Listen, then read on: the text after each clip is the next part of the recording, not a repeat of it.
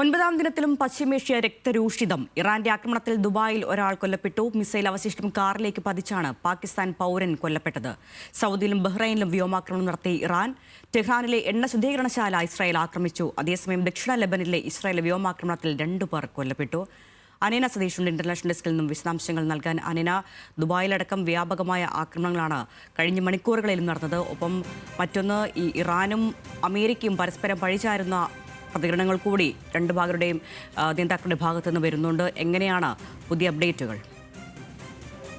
അതേ അരുണ്യ, 9ാം ദിനത്തിൽ എത്തി നിൽക്കുമ്പോഴും പശ്ചിമേഷ്യയിൽ സംഘർഷത്തിന് അറുതിയില്ല എന്നൊരു കാര്യമാണ് നമുക്ക് മനസ്സിലാക്കാൻ കഴിയുന്നത്. ഇന്നലെയാണ് ഇറാൻ പ്രസിഡന്റിന്റെ ഭാഗത്തു നിന്ന് ഗൾഫ് മേഖലയിലേക്കുള്ള ആക്രമണം ഇനി ഉണ്ടാകില്ല, ഏതെങ്കിലും രാജ്യങ്ങൾ തങ്ങൾക്ക് നേരെ ആക്രമിക്കാൻ താവളം നൽകുകയാണെങ്കിൽ മാത്രം ആ രാജ്യങ്ങളെ ലക്ഷ്യമിട്ടുകൊണ്ടായിരിക്കും ആക്രമണമെന്ന് ഇന്നലെ പറഞ്ഞിട്ടുണ്ടായിരുന്നു.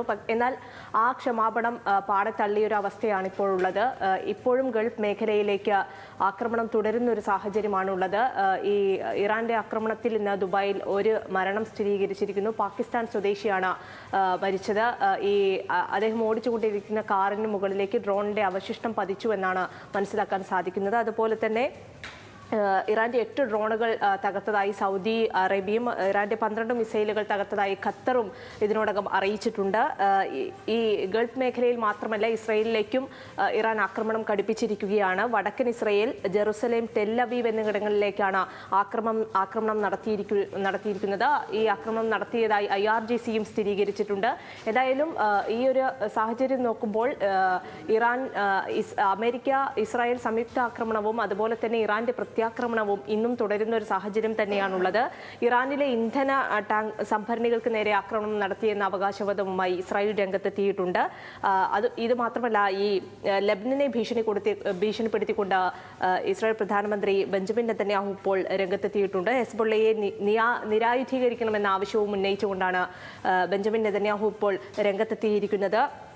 ഈ ഇസ്രായേൽ ഈ ഭീഷണി പുറപ്പെടുവിച്ചതിന് പിന്നാലെ തന്നെ ഹെസ്ബുള്ളയും ഇസ്രായേലിനെ ലക്ഷ്യമിട്ടുകൊണ്ടുള്ള ആക്രമണം ശക്തമാക്കിയിട്ടുണ്ട്.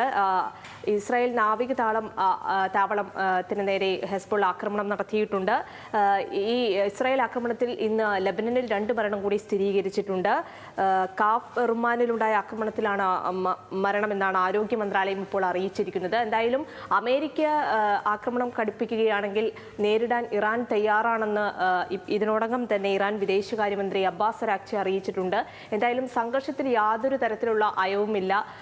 ഇസ്രായേൽ അമേരിക്ക സംയുക്ത ആക്രമണം ശക്തമാക്കുമ്പോൾ തന്നെ ഈ ഇറാന്റെ ഭാഗത്തു നിന്നുള്ള ക്ഷമാപണം തള്ളിക്കൊണ്ടാണ് ഈ പ്രത്യാക്രമണവും നടന്നുകൊണ്ടിരിക്കുന്നത്. ഇറാൻ ചീഫ് ജസ്റ്റിസ് ഇന്നലെ ഇറാൻ പ്രസിഡന്റ് നടത്തിയ ക്ഷമാപണം പാടെ തള്ളി എന്നുള്ളൊരു വാർത്ത കൂടി ഈ ഘട്ടത്തിൽ പുറത്തു വരുന്നുണ്ട്.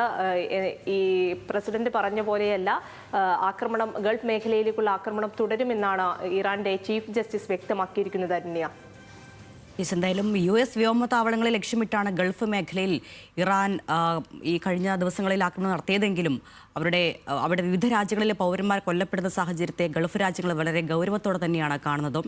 എന്തായാലും വിവരങ്ങൾ നൽകിയത് അനീന സതീഷാണ് ഇന്റർനാഷണൽ ഡെസ്കിൽ നിന്നും.